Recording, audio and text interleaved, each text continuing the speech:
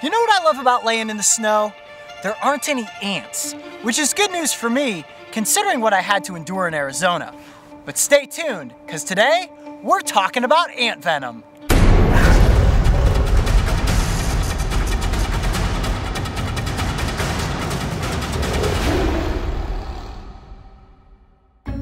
Welcome back, Coyote Pack. Man, it's just not getting any warmer here in Ohio. And to keep my fingers warm, I'm gonna mentally project myself back to the scorching hot deserts of Arizona.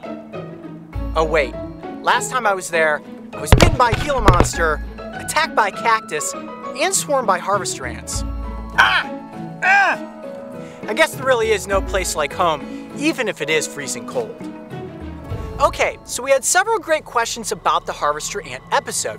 Now, many of you wanted to know if the harvester ants could only sting once or if they could sting repeatedly.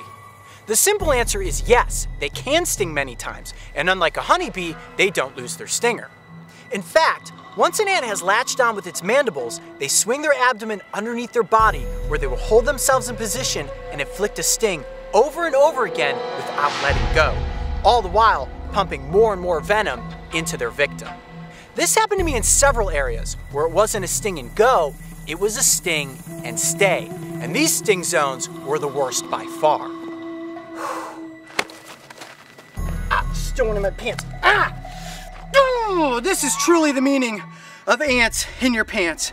Honeybees are actually one of the only animals that lose their stingers, and it's not for the better. These stingers are barbed, so when they sting, it gets stuck in the victim and then gets pulled from the body when they fly away, resulting in an abdominal rupture, and sadly, the bee ends up dying in the end. Now, another question we had, asked by Christine too, was if a harvester ant sting is 20 times more potent than a honeybee, what makes it bad? Is it the venom, or is it how deep the stinger goes? Oh, that burns. Ah, they're all over my hands now, look at that. Well, Christine, when we're talking about venom, it's all about the potency and the yield. The potency is how toxic the venom is, and the yield is the amount that's injected. Now, it is true that harvester ant venom is 20 times more potent than a honeybee. However, their yield is rather low, especially from a single sting. This is how my body was able to take so many stings at once. Now, if I had been stung 60 times by honeybees, which have a much higher venom yield, I might have been in some serious trouble.